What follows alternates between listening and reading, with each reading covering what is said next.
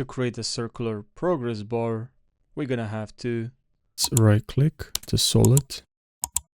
Okay, so now let's go here to hold and drag and use Eclipse tool. Now here we're gonna drag and hold shift while you drag. Now we're gonna go here to fill, remove fill and add stroke. Click on OK. Now we have stroke, we can increase. Now here, let's right click, new and add some text. I'm gonna enter here 0.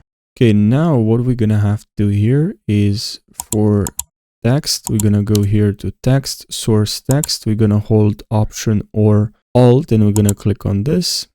And then here, okay, I'm gonna click on here, paste this here. Now I'm gonna highlight value. When you highlight value, just grab this pick whip. And actually before we're doing that, let's first go here to effects.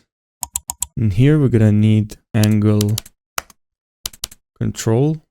We're gonna drag and drop this onto this letter. Now we're gonna highlight value, grab the pick whip and grab it here to angle. And now here we can add a keyframe for angle here. Move a couple of keyframes and enter here. Let's say we want 100, right? And this is what we have here. Now there's a problem. To fix this problem, what we're gonna have to do here is to enter this, enter dot value dot to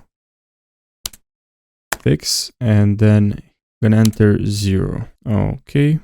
Okay, now we have our number here and it's working. If you want to add a sign or something, enter this and plus here. Here I'll add this sign. Okay, and as you can see, it's working. Now, you can also select text and the shape, both, and go to align here.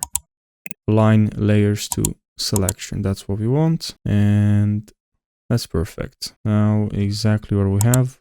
If you want to decrease the size, let's drag this down and we can reposition text like this. If you want to make this 3D, we can go and enable from here 3D.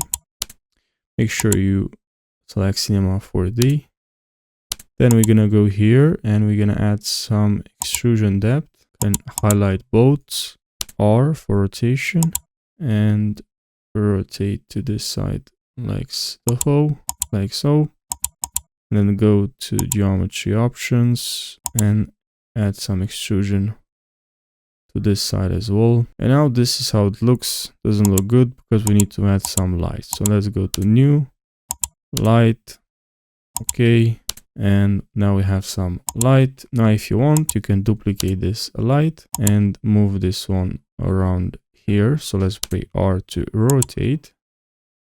And now the number doesn't look that good.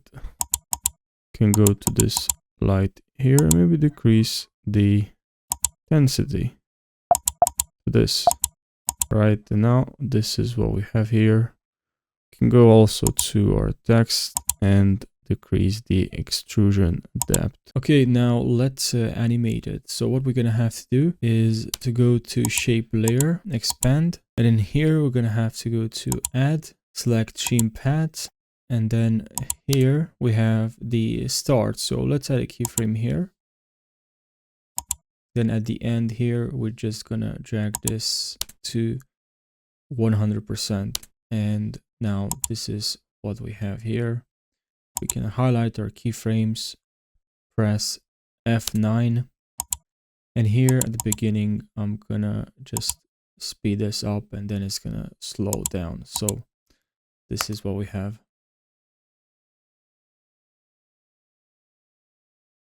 So I hope you found this video helpful. Thanks for watching and take care.